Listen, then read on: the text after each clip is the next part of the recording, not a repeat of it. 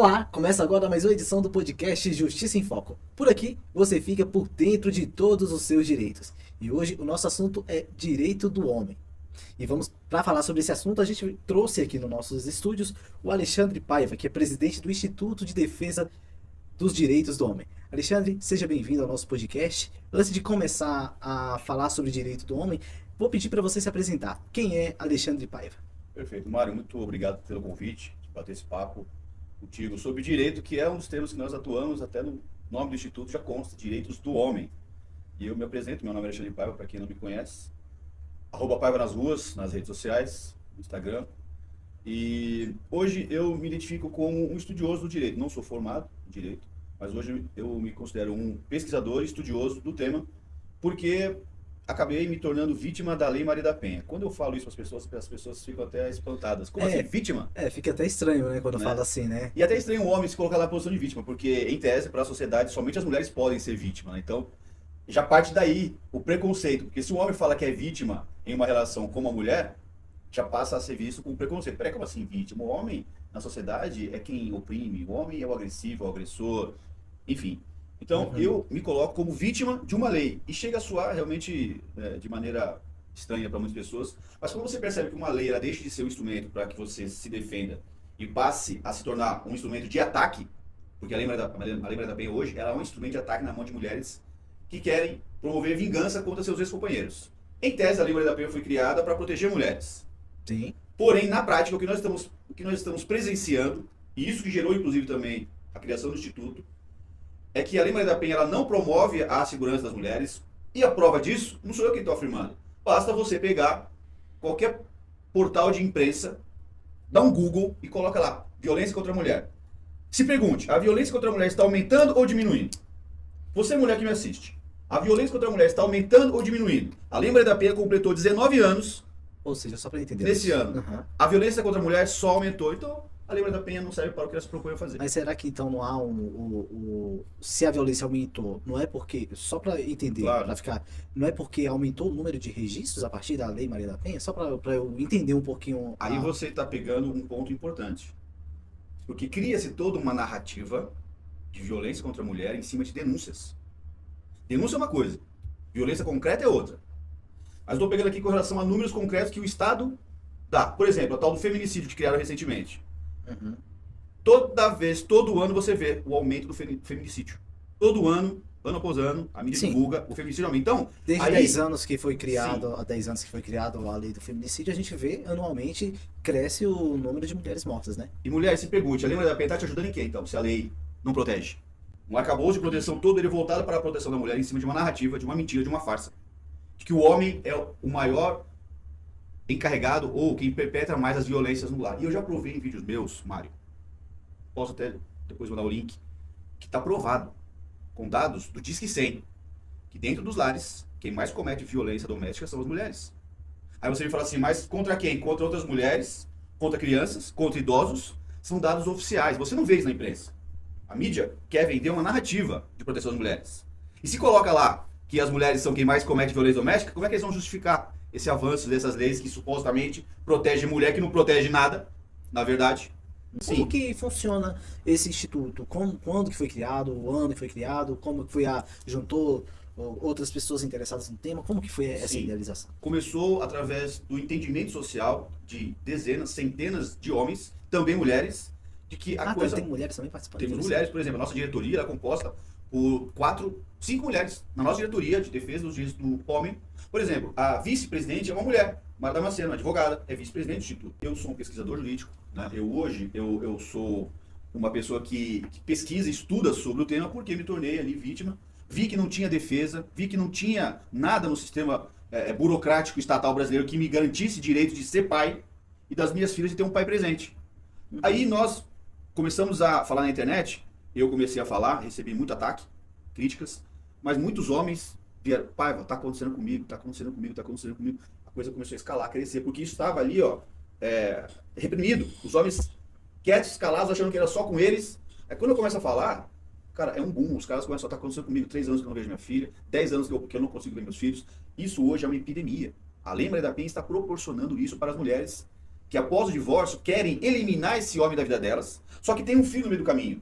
Entendi. E ela entende o filho como se fosse propriedade, assim como a casa, o carro, e ó, o filho é meu. Você não vai ver o filho só se pagar pensão. Coloca o filho como um bem, como um bem que você tem que pagar para ter acesso. Não que o homem não tem que pagar, tem que arcar e honrar com os compromissos. Só que isso não pode ser visto pelas mulheres mais como uma concessão dela para o pai. Eu não descanso enquanto isso não mudar. Socialmente e legalmente. Entendi. E aí criou, qual foi o ano que tem quantos anos? O Instituto ele é recente. Nós temos aproximadamente, vai completar 2 anos agora. É A novo, fundação então. é novo. Só pra você ter uma ideia, já era para ter mais, tá? Nós fomos fortemente impedidos por 2 anos de criar o Instituto. Eu tive que trocar 3 vezes de cartório para fundar, porque a coisa travava burocraticamente. Eu estou fazendo aqui um exercício de imaginação. Eu imagino que alguma feminista deve ter pego o processo, como é que é? Eu não vou botar o meu carimbo no Instituto de Defesa dos Direitos do Homem e botava na gaveta, E aí tivemos que trocar de cartório 3 vezes. Aí no terceiro enrolar, sempre inventava uma coisinha para não criar, isso tá errado. Por que você não falou que estava errado antes, então isso? Sabe, aquela tentativa de evitar que você crie? Alexandre, eu vou fazer só um pequeno intervalo, coisa rápida. A gente vai fazer um breve intervalo, a gente volta daqui a pouquinho.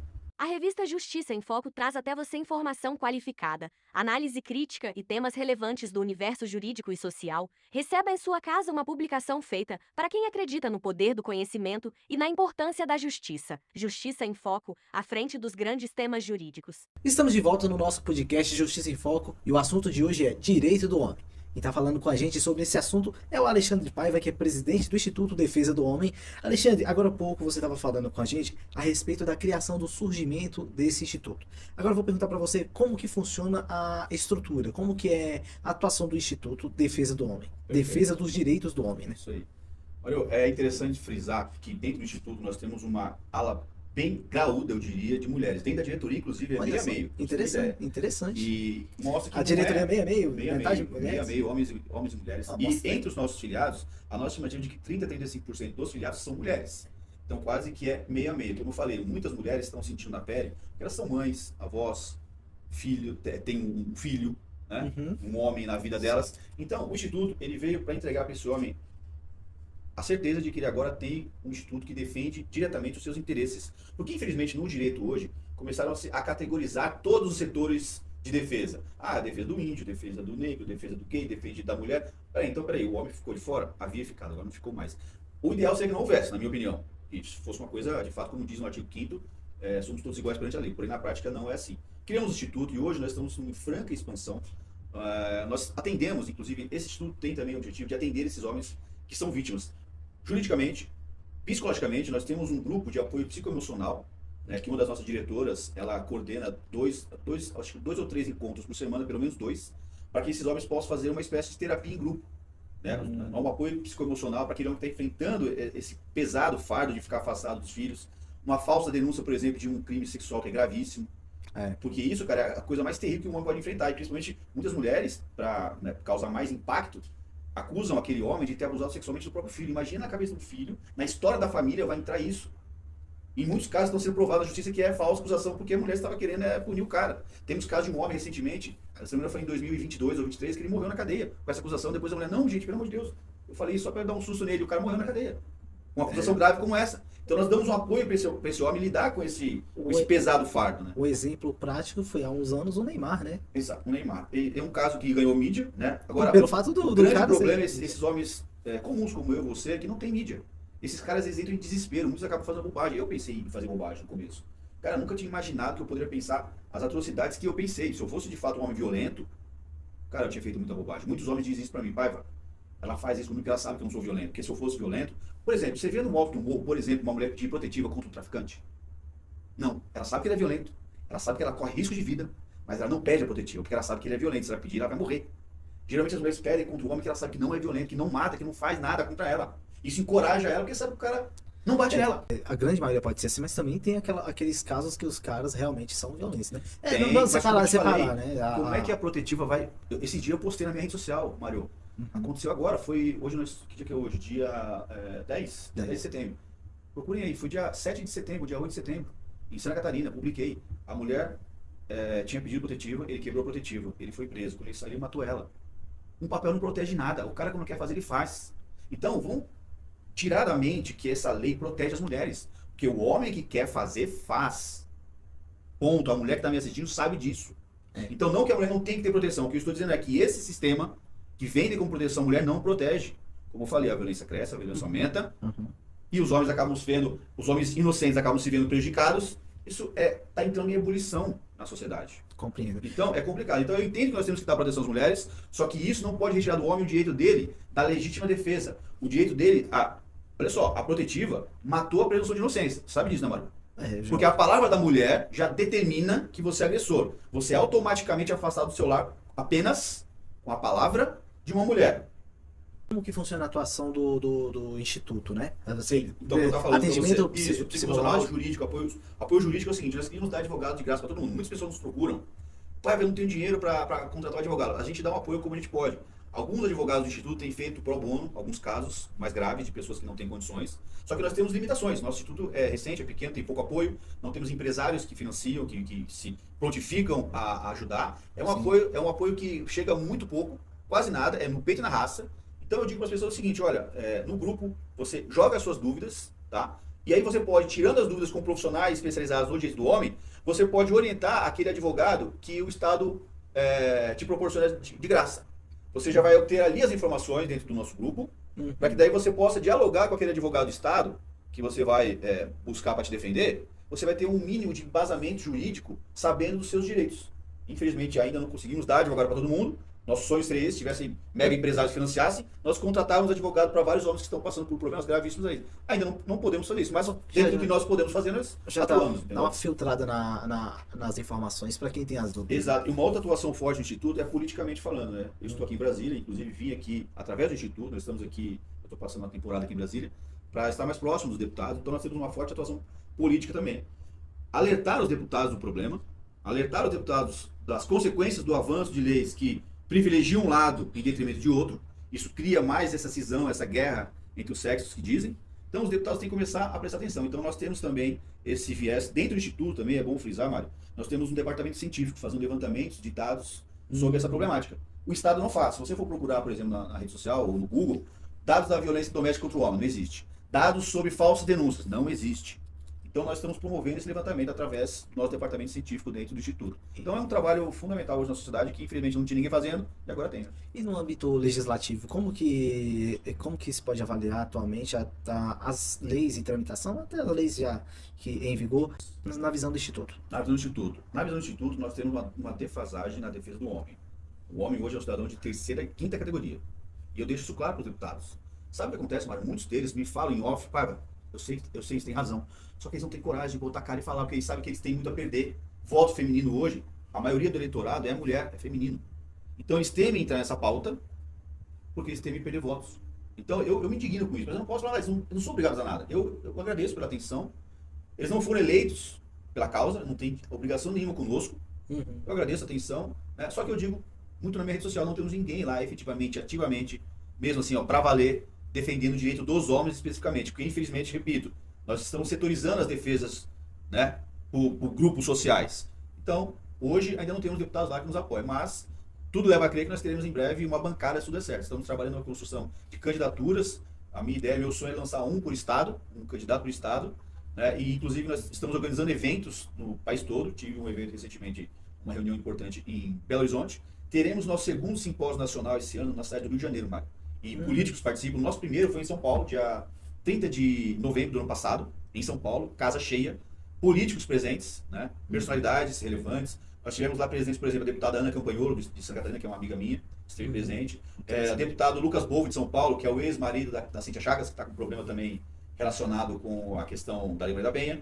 Alexandre Correia, ex-marido da Ana Hickman, esteve presente conosco lá também. Sim. Dando o depoimento dele, relatando. Notório, né? Exatamente. Tivemos um jogador de basquete também, Murilo Becker, esteve presente.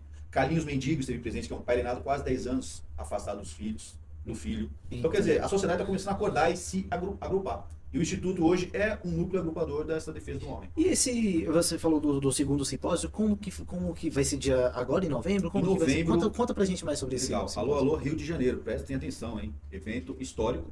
Eu já digo que o primeiro foi histórico. Eu pesquisei no ChatGPT se houve algum outro evento, mundo afora, não falando no Brasil não, específico de direito dos homens. O nosso é o primeiro, mundial. Então, você pode participar do segundo simpósio né, entrar para a história também. Rio de Janeiro, dia 29/11. É um sábado, o dia todo, nós temos palestras. Teremos a apresentação da nossa revista científica, como eu falei, nós temos a nossa... Vai apresentar dados lá? Interessante. Lá nós já vamos começar, porque tivemos um ano para trabalhar, graças a Deus, né? Porque isso exige trabalho. Inclusive, recentemente contratamos um estagiário, uma pessoa que está focada nisso, graças a Deus estamos conseguindo já esse trabalho.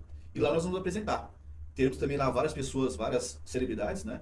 Digamos assim, da causa. Vários advogados estarão presentes. Advogadas, principalmente na rede social, tem muita advogada com bastante visibilidade na causa, estarão presentes lá a doutora Rafaela Filter, Mara Damasceno, nossa vice-presidente, claro, Priscila Dias, Jamile Venceslau, que são hoje os nomes de maior relevância aí na advocacia em defesa dos direitos do homem. E, novamente, mulheres, né? É importante frisar que não é uma luta de homens contra mulheres. É sobre o que é justo, o que é certo, o que é direito, o que é correto.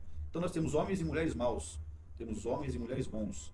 Então nós queremos unir as pessoas boas em prol dessa real equidade. E o nosso simpósio tem o tema Construindo Justiça. Nós estamos construindo essa justiça para o homem. Então, eu já faço esse convite para você que está acompanhando aqui o nosso podcast. Tá? Lá no nosso site, posso dar o endereço do site, Mário? Pode sim. www.iddh.com.br. Lá você consegue adquirir os ingressos. www.iddh.com.br ou, vou te dar um que é mais direto ainda, www.simposio.iddh.com.br.